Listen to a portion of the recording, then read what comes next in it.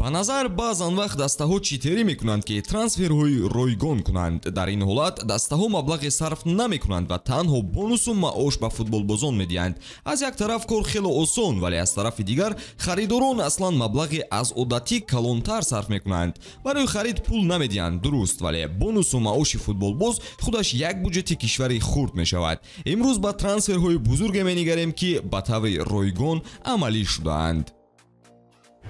Евро 2024 бо шуру шавқи зиёде барои мухлисон баргузор шуда истодааст. Кишвари мизбон Олмон дар бозии аввал Шотландияро голборон кард ва имрӯз бошад муқобили Венгрия баромади дуюмашро баргузор мекунад. Ба ақидаи ман Олмон бо тафовути зиёда аз 2 гол ғалаба мекунад. Шумо чӣ фикр доред? Тамошои бозиёро бо хизматрасониҳои ширкати 1x боз ҳам ҷолибу диданӣ гардонед. Дар 1x регистратсия осон, пардохт аз тамоми гӯшавкандор дунё, вале муҳимтар аз ҳама барои шаҳрвандони Тоҷикистон бонус то 8000 сомон дар аввалини сопуркунӣ бо промокоди TAJFUT пешниҳод мешавад. Силкаи бозӣ дар комментария. Ба ҳама муваффақият. Аз тозатарин трансфери тобистона шурӯъ мекунем. Гузариши Мбаппе ба Реал Мадрид. Ин фурӯш бояд ба ПСЖ дасти кам 150 миллион евро фоида меовард, вале онҳо як танга кор накарданд. Тасаввур кунед он маблағ дар куҷо сарф шуд. Рост ба кисаи Мбаппе рафт. Ҳамлагари фаронсавӣ барои бастани шартнома бонуси кайҳоние аз Лос Бланкос қабул намуд. Аз ин пас ҳайрон намешавем агар ПСЖ бо ситораҳояш шартномаи 8 сола мисли Челси ба имзо расонад. Маълум ки нуқтаи панҷуми рӯбарияти даста ба ҷӯш омад, вале соли 2021 ПСЖ худаш ҳам дар трансфери Лионел Месси ин таҷрибаро аз сар гузаронида буд. Трансфери бузургтарин дар таърихи ПСЖ шуд, чун онҳо хати ҳамлаи қавиеро созмон додани буданд. Вақте мушкилӣ бо Барса пеш омад, Месси ба ПСЖ гузашту 25 миллион евроро ба ҷайби худаш зад. Ҳамзамон баъди омадани Месси дастаи Парижӣ рекорди фурӯши пироҳандҳояшро зад ва аз шумораи ин фурӯшҳо Месси низ даромади хубе ба даст овард. Ин бача аз одатӣ дида хело зирак аст. Вақте Арсенал соли 2019 иҷоза дод ки Арон Ремзи ройгон тарки даста кунад, онҳо тасаввур намекарданд ки чӣ қадар пули калонеро аз ин футболбоз ба даст оварда метавонанд.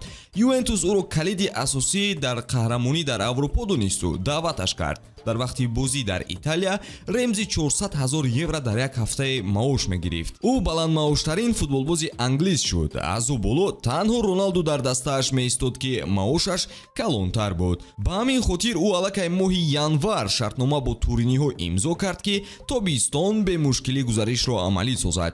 Ремзи то соли 2022 дар Италия монд ва дар даврони ковид Ювентус хароҷотҳои худро ба таври назаррас коҳиш дод. Манчестер Юнайтед вақте ба Алексис Санчес майл дошт, намедонист ки ин гузариш дарди сари калонеро ба бор меорад. Девҳои сурх ӯро бо Михтариян аз Арсенал иваз карданд. Юнайтед ҳарчанд Санчесро ройгон гирифт, вале ҳар ҳафта қопча пулро ба ҳисоби ӯ равон мекарданд. Дар он вақт Санчес дар Премер-лига аз ҳама маоши баландтарро мегирифт ва бо ҷамъи бонусҳо ҳафтае 500 000 евро маоши ӯ муайян шуда буд.